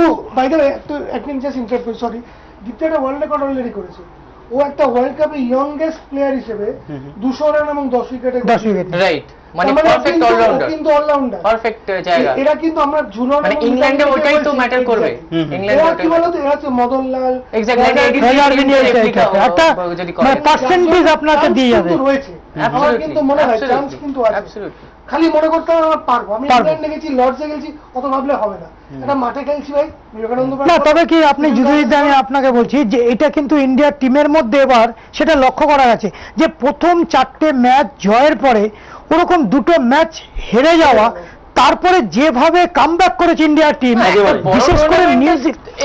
বিশেষ করে এবং এইটা কি হয়েছে দেখো, 2 জন সিনিয়র ক্রিকেটার ঝুলন গোস্বামী আর তোমার মিতালি রাজ, যারা এর আগেও একটা বিশ্বকাপে ফাইনালে খেলা সিনিয়র ক্রিকেটার বলে হবে না, ক্রেডিট দিতে হবে না, এবং এরা একই পেজে রাখছে একই সঙ্গে, এবং এই যে দুটো প্লেয়ার পুরো ব্যাপারটাকে ধারাবাহিকভাবে এবং যে টিমটাকে টোটাল জুনিয়র টিমটাকে যেভাবে মানে বুস্ট আপ করা বা উৎসাহ দেওয়া মাঠে এবং মাঠের বাইরে, এটা কিন্তু একটা মানে এই ধরনের ঘটনা এর আগে কিন্তু কখনো। একেবারে আপনার কাছে একদম সংক্ষেপে জানতে চাইবো, ভারত না ইংল্যান্ড চ্যাম্পিয়ন হওয়ার ট্রফি কারাতে উঠবে? দেখো আমি বলছি তোমার আজকে ভারত অনেকটাই এগিয়ে থেকে নামবে এবং ভারত চ্যাম্পিয়ন হয়ে ফিরবে। যুধাজিৎদা? আমার মন বলছে ভারত, কিন্তু মস্তিষ্ক বলছে ইংল্যান্ড। অপরূপদা? আমি আর মস্তিষ্কর ব্যাপারটাই ঢুকতে চাইছি না, বিকজ ইন্ডিয়া জিতলে পুরো situation of Indian women's cricket change হবে, তাই জন্য কোনো নেগেটিভিটি না, 100% ইন্ডিয়া জিতবে এবং ওটাই চাই। একেবারে তাই, আমরা প্রত্যেকেই কিন্তু সেই শুভ কামনা করি যাতে ভারত ইংল্যান্ডকে ইংল্যান্ডের মাটিতে ব্রিটিশ বধ করে চ্যাম্পিয়ন হোক এবং সেই ট্রফি নিয়ে ভারতে ফিরে আসে। আর এই ছিল আজকে আমাদের বিশেষ প্রতিবেদন, এবং সেই ছিল ভারতের রাজ, অর্থাৎ একদিকে ইংল্যান্ড, অন্যদিকে ভারত মুখোমুখি হচ্ছে মিতালি রাজ এবং হেদার নাইট। তবে কে চ্যাম্পিয়ন হয় বা ট্রফি কার হাতে যায় সেটা কিন্তু সময় বলবে। ধন্যবাদ অরূপদা, ধন্যবাদ যুধাজিৎদা, ধন্যবাদ অরূপদা। আর আপনারা দেখতে থাকুন জেল স্পোর্টস নিউজ, খেলার খবর, খবরের খেলা।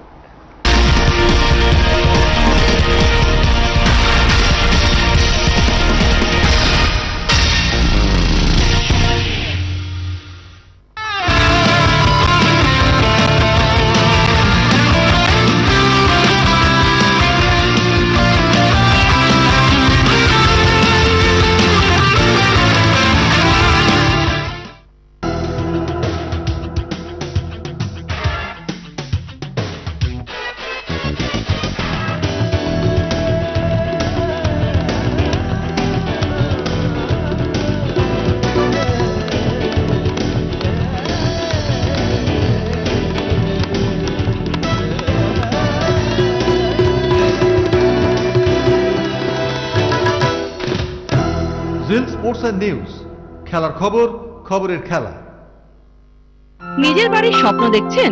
আশিয়ানা সিটি মাত্র 18 লক্ষ টাকায় আপনাকে দিচ্ছে সেই সুযোগ। তাহলে আর দেরি কেন?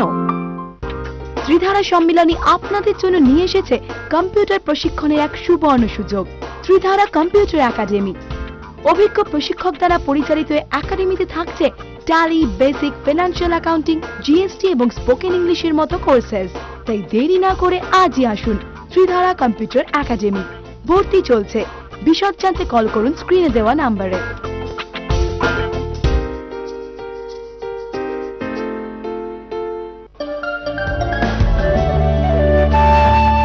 মেসেজটা পেয়েছিস? আসছিস তো? আমি পৌঁছে যাবো, তুই কিন্তু দেরি করিস না। হ্যাঁ মেসেজ পেয়েছি, পৌঁছে যাবো আমি ঠিক টাইমে। বাসটায় পার্ক স্ট্রিট, আমাদের পুরনো ঠেক। মাছ ফিরতে দেরি হবে। কেন রে? সুদীপ কাল চাকরিতে জয়েন করেছে না। থ্যাঙ্কস টু জর্জ টেলিগ্রাফ, এই দিনটার জন্য টিচারদের প্রচুর কন্ট্রিবিউশন।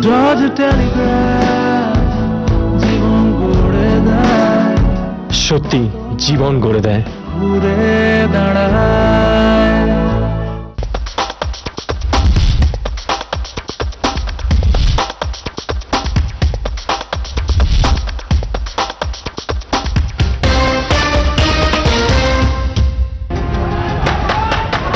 নানা বিষয়ে আপনার অনেক অভিযোগ, এই সমাজের অনেক কিছুই পাল্টাতে চান আপনি।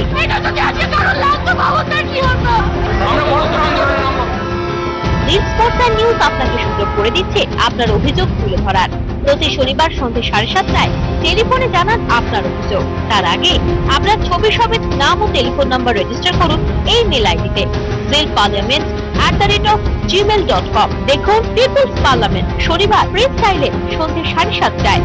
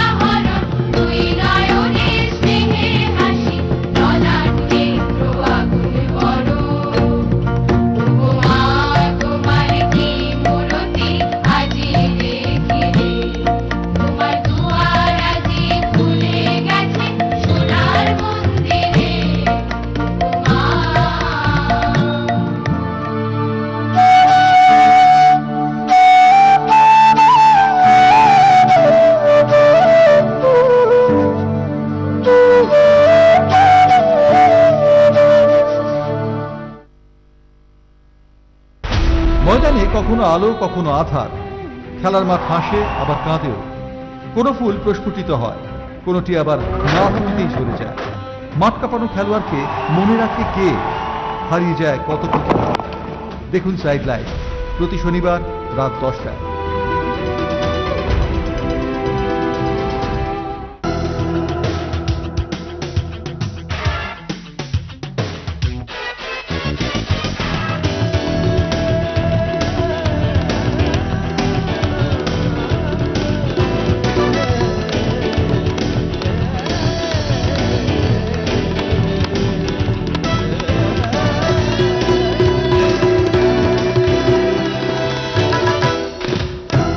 জিল স্পোর্টস এন্ড নিউজ, খেলার খবর, খবরের খেলা।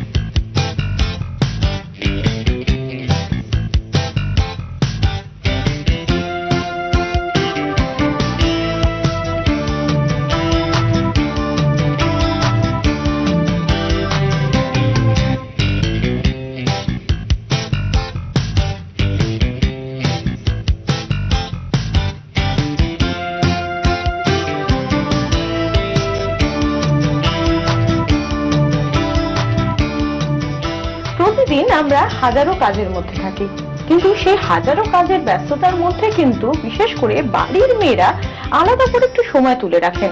যদিও বাড়িতে রান্নার লোক থাকুক আর না থাকুক, সেটা হচ্ছে প্রিয় যারা মানুষ রয়েছেন, সেটা হাজবেন্ড হোক বা ভাই হোক, বোন হোক, শ্বশুর শাশুড়ি, মেয়ে ছেলে, সবার জন্য একটা স্পেশাল ডিশ না রান্না করতে পারে মনটা কিন্তু তাদের যেন খুঁতখুত করে, তাই না?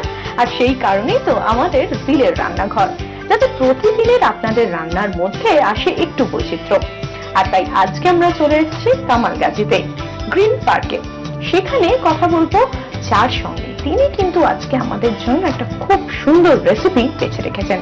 শুনুন, এবার পালা তার দরজায় কড়া নাড়ার।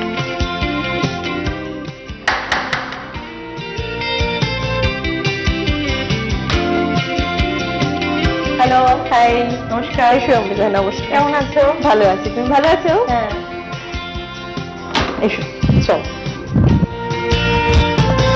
এসো অমৃতা, এসো। ভালো আছো তো? হ্যাঁ, ভালো আছি। তুমি ভালো আছো? হ্যাঁ, এই চলছে। বাবা, কবে থেকে আসবো আসবো করছি, তোমার সাথে বারবার কথা হচ্ছে, লাস্ট পর্যন্ত অন্তত আজকে আমরা সবাই গেলাম। আমিও খুব এক্সাইটেড তোমার সাথে, যবে থেকে ফোনে কথা বলেছি আমার তোমাকে দেখার জন্য এত এক্সাইটেড আমি। I am very please to meet you. Same here. এবং আজকে যার বাড়িতে আমরা চলে এসেছি সেই আজিজা কিন্তু খুব প্রিটি এবং সে পুরো রেডি আমাদের জন্য। এবং এবার ওর সাথে একটু কথা বলি। আচ্ছা আজিজা, একটা কথা বলো, কি করো তুমি? আমি আপাতত কিছু করি না, আমি পিএইচডি কমপ্লিট করেছি বায়োটেকনোলজিতে and now looking for job. Okay, তার মানে চাকরির খোঁজে এখনো রয়েছো? পড়াশোনা কমপ্লিট।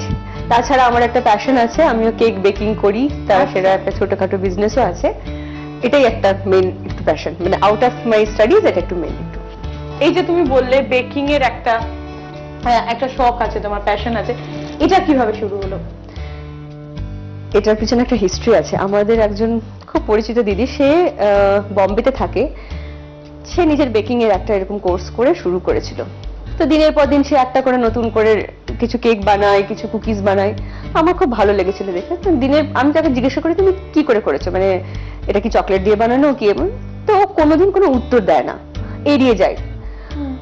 আমার একটু রাগই হয়েছিল ওর উপরে। তো আমি সেটাকেই একটু মানে অ্যাগ্রেসিভলি নিয়ে ওটাকে একটা বেকিং এর কোর্স করে ফেলি। তারপরে ইউটিউবে দেখে দেখে প্রথমে নিজে নিজেই করতাম, তারপরে দেখলাম যে এটা একটা প্রফেশনাল টাচ দেওয়া দরকার।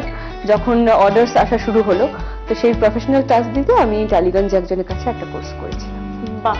এবং সেইভাবেই ওটা স্লোলি প্রোগ্রেস করেছে। ভালো লাগাটা এখন টু সাম এক্সটেন্ট একটুখানি বিজনেসে দাঁড়িয়ে গেছে।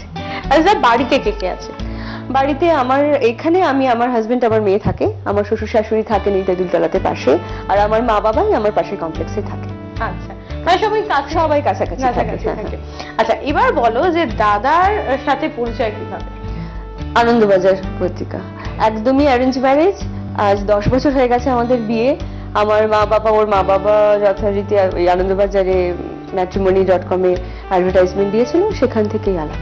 আচ্ছা, এবার একটা কথা বলো তো, সেটা হচ্ছে যে যখন তোমার সাথে অফ ক্যামেরা কথা হচ্ছিল তখন তুমি বলছিলে যে তোমার কাজকর্ম, তোমার মানে যে নিজের একটা জগতের পাশাপাশি তোমার একটা অনেকটা সময় মেয়ের পেছনে যায়, কারণ মেয়ে খুব ছোট। তো মেয়েকে একটু ডেকে নাও, মেয়ের সাথে একটু গল্প করি। হ্যাঁ, নিশ্চয়ই। তিতলি, এদিকে এসো। হ্যালো। তিতলি কিন্তু পুরো তিতলি এবং বাটারফ্লাইয়ের মতো সে একটা পিঙ্ক ফ্রক পরে চলে এসেছে। এবং তোমার ভালো নাম কি? ও, তোমার মেয়ে টাচউড, খুব প্রিটি। Thank you. পড়ো তুমি? ও, ক্লাস 2। আচ্ছা, একটা কথা বলো তো, রোজ স্কুলে যেতে ভালো লাগে? হ্যাঁ, ভালো লাগে। না, এক একদিন মনে হয় না যে আজ বেশ হলিডে থাকতো, সারা দিন বাড়িতে থাকতাম, কার্টুন দেখতাম? ইচ্ছে করে। তখন কে বলে না স্কুলে যেতেই হবে, স্কুলে ছুটি হলে চলবে না? মা না বাবা? মা না, তার মানে বেশি ভালো বাবা। বাবা বেশি ভালো তো? শুনে নাও, সব বাচ্চারই সব বাচ্চারই মা খারাপ, বাবা, কারণ বাবা সারাদিন থাকে না, আদরটাও বেশি পায়। আর দেখবে বাবাদের কিন্তু প্রিয় হয় মেয়ে, লাডলি সবসময় মেয়ে হয়, প্রচন্ড লাডলি বাবার। ও ঠান্ডা লেগেছে তাই না? কিছুটা। কি করে ঠান্ডা লেগেছে তোমার? ও হো হো, বৃষ্টি থেকে ওর কিন্তু বৃষ্টিতে ঠান্ডা লেগেছে। আচ্ছা আদিত একটা কথা বলো, তোমার মেয়ে, তোমার হাজবেন্ড, তুমি নিজের মতো করে একটা জগৎ রয়েছে এবং তার পাশাপাশি দেখো সবাইয়ের কিন্তু মনে হয় যে নিজের একটা আইডেন্টিটি তৈরি হবে এবং এই আইডেন্টিটি খুব দরকারও। এবার একটু অন্য জায়গায় যাই, যে সারাটা দিন কাজের মধ্যে দিয়ে যখন সময় পাও কিভাবে সময় কাটাও? আমি বই পড়ি, প্লাস আমার কেকের যে প্যাশনটা আছে সেটা কিছুটা ফুলফিল হয়, ওর পিছনে টাইম যায়। তাছাড়া বিশেষ যে ইম্পর্টেন্ট কিছু অন্য কিছু আপাতত করছি সেটা নয়। আর আমার হাজবেন্ড যেহেতু সারাদিন থাকে না, সেই জন্য মানে সারাটা দিন অলমোস্ট প্রায় বাইরেই কাটে, আমার অনেক কাজকর্ম আমার বাইরের করতে হয়। যেহেতু দাদা বাড়িতে না থাকে, খুচখাচ যে বাড়ির রেসপন্সিবিলিটি কি, তার রেসপন্সিবল অনেক কাজ, ব্যাংক, ইনকাম ট্যাক্স, সমস্ত কাজ আমাকেই করতে হয়। তো সেই করে সময় ঠিক হয়ে ওঠে না অতটা, মানে নিজের জন্য আলাদা করে কিছু করবো। তার মাঝখানেই আমি এই রান্না বলো বা এই আমার বেকিংটাকে একটু প্যাশন করে নিয়েছি। আচ্ছা একটা কথা বলো তো, বিয়ের 10 বছর হয়ে গেছে এবং ডেফিনেটলি এই 10 বছরের এই জার্নিতে এমন কিছু হয়ে নিশ্চয়ই আপস এন্ড ডাউনস বলতে ঝগড়া তো হয়েইছে, দাদা হয়তো কিছু বলেছে তোমার একদম ভালো লাগেনি, তুমি আবার কিছু বলেছো দাদার ভালো লাগেনি, তখন এরকম হয়েছে কোনোদিন যে একটা কিছু বেকড করে বা দাদার ফেভারিট কোনো ডিশ করে দিয়ে দিয়েছো, দাদা তার আগে কি হয়েছে ততক্ষণে দাদা সব ভুলে গেছে? হ্যাঁ, সেরকম অনেক ঘটনা ঘটেছে। খুব বেশি খাদ্যরসিক মানুষ নয়, কিন্তু অল্পতেই খুশি হয়ে যায়। এত ভালো বেকিং করে রান্না, অল্পতেই খুশি হয়ে যায়। সিম্পল গোবিন্দভোগ চালের ভাত, বাটার আলু সেদ্ধ খেয়েই খুব খুশি হয়ে যায়। আর খাবার দাবার হ্যাঁ নো ডাউট ভালোবাসে, খুব রিচ খাবার দাবার নয়, কিন্তু এরকম অনেক সময় হয়েছে যে ঝগড়া অশান্তির মাঝখানে কিছু ভালো খাবার করে দিলে খুশি হয়ে গেছে। আচ্ছা মা আজকে কি রেসিপি করবে তুমি জানো? ও তুমি জানো না? এ বাবা, কিন্তু মাম্মা যে আমাকে বললো যে আফরিন সব জানে, আফরিন আমাকে অনেক কিছুতে হেল্প করে, তুমি মাম্মাকে সব কাজে, মাম্মা যখন বাড়িতে অনেক কাজ করে তুমি মাম্মাকে হেল্প করো? কি হেল্প করো তাও? যখন মাম্মা শরীর খারাপ থাকে তখন হেল্প করি। ওরে বাবা, তার মানে মেয়ে তোমার বড় হয়ে গেছে তাই না? মায়ের শরীর না, সত্যিও হেল্প করে, সত্যি হেল্প করে। ওকে বিশেষ ওর কোনো কাজ আমাকে বিশেষ করে দিতে হয় না, নিজেই করে নেয়।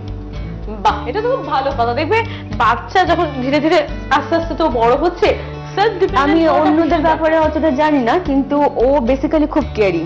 আমি যদি ওকে ধরো খুব বকছি, পড়াশোনা পারছে না, সেই বকাকালীন যদি আমার হাতে বা পায়ে কোথাও কিছু লেগে যাও, ইমিডিয়েট রিঅ্যাকশন হবে, লাগলো তোমার? ওর reaction vision, she is very caring.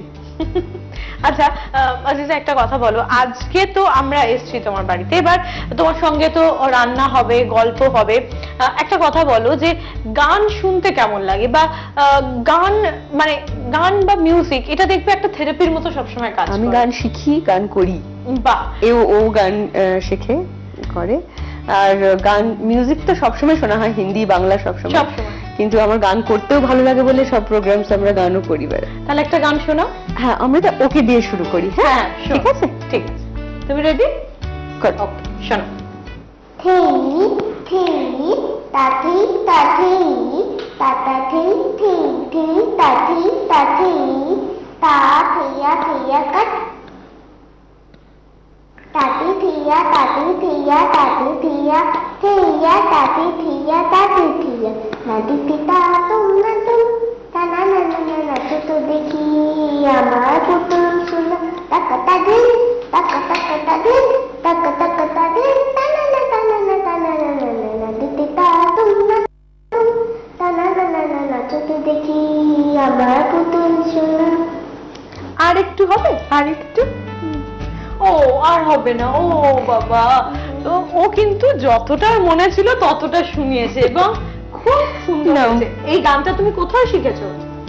এখানেই শিখেছি। কার কাছে শিখেছো বলো? আন্টির কাছে। আন্টির কাছে? তোমার গান গাইতে ভালো লাগে? বেশিটা না, অল্প অল্প ভালো লাগে। আচ্ছা, আর এই গানটা তোমার কেমন লাগে, মানে এটা তোমার ফেভারিট? না, এটা আমার ফেভারিট না। হ্যাঁ, তোমার ফেভারিট সং কোনটা? ওরে গৃহবাসী। ওটা থেকে তাহলে এক লাইন শোনাবে? একটা লাইন, একটা লাইন প্লিজ, অমনি করতে নেই না, বলো আন্টি বলছো শুনিয়ে দাও।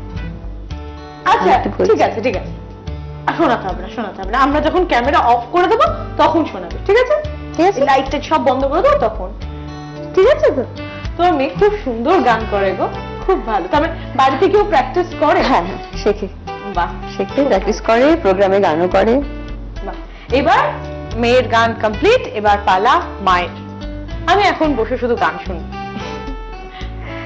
আমি ফোক গাইতে বেশি ভালোবাসি, কারণ আমি একটু জোরে কথা বলি, তাই সবাই বলে আমার গলায় ফোকটা বেশি ভালো মানায়। একটা আমি কিছুটা একটু ফোক শোনাচ্ছি। যে জনে প্রেমে ভাব জানে না,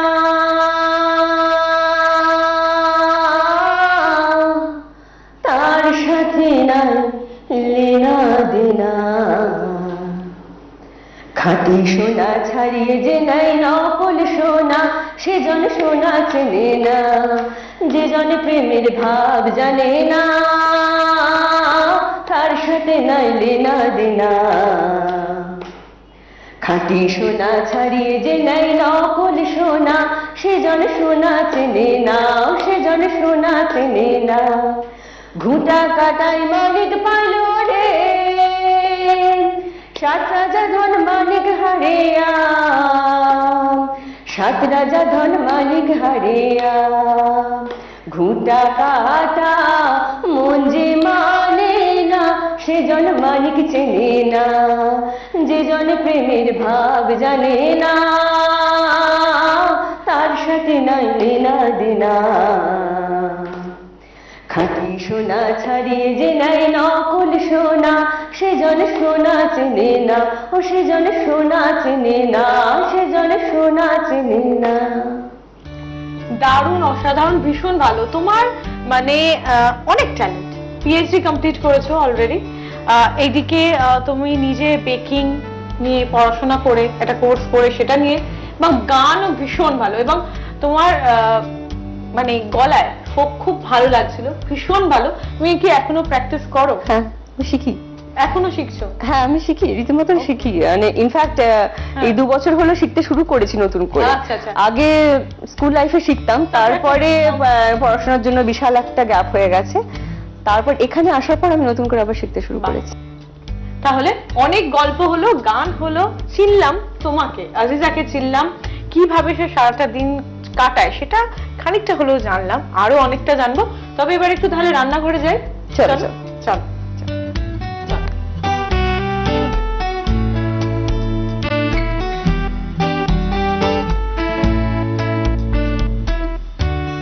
বাহ, আজিজা কিন্তু নিজের কিচেনটাকে একেবারে রেডি করে রেখে দিয়েছে। আজিজা, সবার আগে বলো যে আজকে কি রান্না তুমি আমাদের শেখাচ্ছ? আজকে আমি তোমাকে একটা ডেজার্ট বানিয়ে দেখাবো, যেটার নাম হচ্ছে ক্রিসপি রোজ। ক্রিসপি রোজ, আহা, গোলাপ ফুল। হ্যাঁ, ওটাই ভালো লাগছে, গোলাপ ফুলের মতনই দেখতে। আচ্ছা, বাট খেতে মিষ্টি অবভিয়াসলি। ওকে, কি কি লাগছে একটু আমাকে বলে দাও। লাগছে মেইন ইনগ্রেডিয়েন্টস হচ্ছে ময়দা আর দুধ। আচ্ছা, তাছাড়া আমি একটু ক্ষীর বানিয়ে রেখেছি, যেটা ক্ষীরটা ওই মিষ্টির সাথে দিয়ে খেতে ভালো লাগে, আর একটু চিনি রস, যেটা মিষ্টিটাকে একটু ডিপ করতে হবে। আচ্ছা, রসটা কিন্তু খুব গাঢ় নয়। না, খুব গাঢ় নয়। খুব গাঢ় হলে সেটা সোক করতে অসুবিধা হবে, টাইম লেগে যাবে। আর এছাড়া সাদা তেল ব্যবহার করছি? সাদা তেল সামান্য, ওটা একটু ওই ব্যাটারটা, ওই ডোটা বানিয়ে বেলবার জন্য লাগবে। এছাড়া ছোট এলাচ রেখেছো? ছোট এলাচ আছে, একটু সামান্য ঘি, আর একটু খাবার রং, ফুড কালার। ওকে, বাহ, ঠিক আছে। তাহলে এবার আজিজা দেখো, যেহেতু তুমি সব রান্না করবে, এবার আমি তোমাকে হেল্প করবো। তোমার যা যা লাগবে খালি আমাকে বলো, কি দেবো তোমাকে। আচ্ছা, প্রথমে তুমি আমাকে ময়দাটা দাও।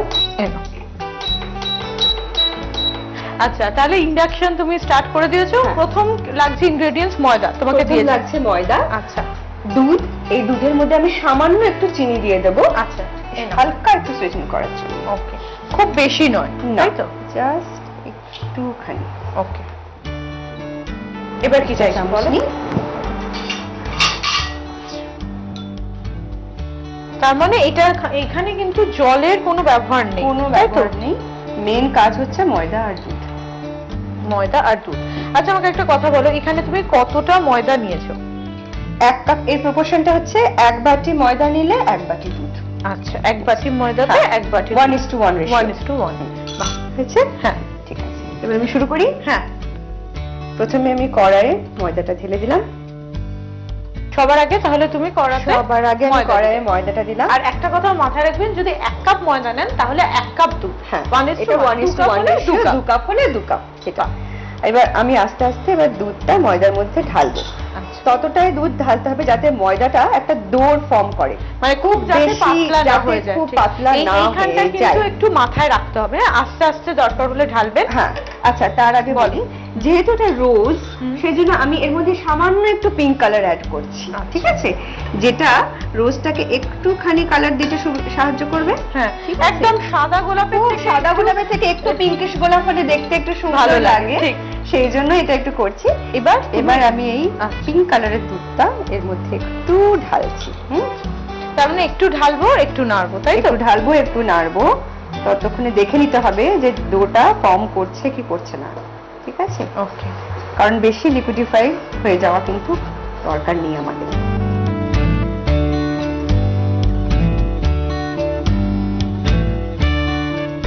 যখন ময়দার মধ্যে দুধটা দেবেন, এটা কিন্তু মাথায় রাখবেন যে অল্প অল্প করে দেবেন। 1:1 যে রেশিওটা রয়েছে সেটা মাথায় রেখেও কিন্তু বলছি অল্প অল্প করে মেশাবেন, তাহলে কি হবে বলুন তো, একবার জিনিসটা হয়ে যাবে। নইলে 1 বাটি ময়দা 1 বাটি দুধ প্রপোর্শন বলা আছে ঠিকই, কিন্তু তার মানে এটা নয় সবসময় সবটাই যে লেগে যাবে তার কিন্তু কোনো গ্যারান্টি নেই। এবার আমি এটা বন্ধ করে দিচ্ছি, কারণ নইলে এটা নিচে ধরে যাবে। আচ্ছা, ঠিক আছে, কিছুক্ষণ এটাকে এবার আমি ঠান্ডা হতে দেবো।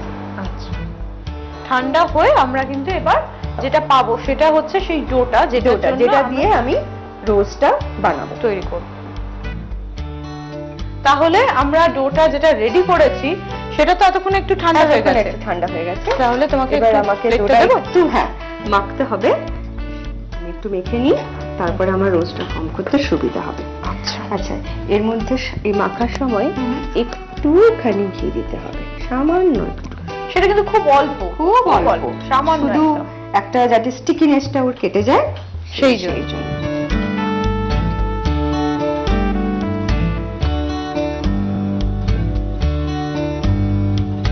এই রান্নাটা করতে, এই ডেজার্টটা করতে কিন্তু খুব বেশি সময় লাগছে না। বাড়িতে যখন কেউ আসেন, আমরা সবসময় কি করি, দোকান থেকে কিনে রসগোল্লা, পান্তুয়া, সন্দেশ দিই, লাল দই দিই, কিন্তু তার জায়গায় যদি এরকম একটা ক্রিস্পি রোজ, তাই তো, ক্রিস্পি রোজ দেয়া যায় তাহলে বোধহয় বেশ ভালো হয়। আচ্ছা, এবার আমি রোজটা ফর্ম করি। হ্যাঁ, এইটাই কিন্তু আসল জিনিস, এটা কিন্তু খুব মন দিয়ে দেখতে হবে। আমি ভীষণ ইগারলি ওয়েট করছি যে কিভাবে ময়দা দিয়ে রোস্টটা। আচ্ছা, এবার ডোটা তুমি রেডি করছো, এখানটা কিন্তু খুব মাথায় রাখবেন, কারণ এবার কিন্তু আমাদের ও শিখিয়ে দেবে কিভাবে রোস্টটা রেডি করবেন। কারণ ক্রিস্পি রোজ যদি দেখতে লোটাসের মতো হয় তাহলে কিন্তু গন্ডগোল হয়ে যাবে। ঠিক আছে, এবার আমি একটু রোস্টটা করি। আমাকে দাও। হ্যাঁ, থ্যাংক ইউ। এই জায়গাটা তোমাকে একটু একটুখানি সরিয়ে দিলে ভালো হয়, ঠিক আছে? আচ্ছা, এই সাদা তেলটা একটু আমি এখানে মাখিয়ে নিচ্ছি যাতে এটা ওঠানোর সময় আমার স্টিকি না হয়ে যায়। ঠিক আছে, সাদা তেলের খুব একটা বেশি ব্যবহার নেই। কিন্তু যেরকম নরমালি আমরা রুটির যেরকম করি সেই রকমই একটা বড়, একটা যতটা বড় বেলা যায় তত ভালো, তাতে বেশি বার রোজ পেটালস গুলো কাটা যাবে। ছোট হলে বারবার বেলতে হবে, কারণ একটা রোজ গড়তে প্রায় 2 বার বেলতে হয়, কারণ আমাদের চাটুগুলো তো খুব বেশি বড় হয় না, ডেলি ইউজের চাটুগুলো। ঠিক আছে, এবার আমি স্টিলের বাটিটা নিয়ে গোল গোল করে একটু কেটে নেব।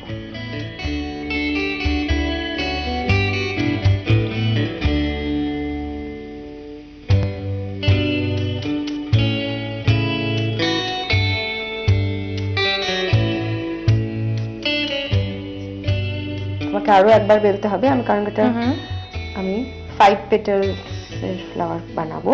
এটা আমি এদিকে সরিয়ে রাখলাম। আচ্ছা, এটা আমি আরেকবার বাটি দিয়ে ও কিন্তু গোল গোল করে কেটে দিল। আচ্ছা, তারপর আবার যেটা ডোটা ছিল সেটাকেও আবার আমাকে একটু বেলতে হবে।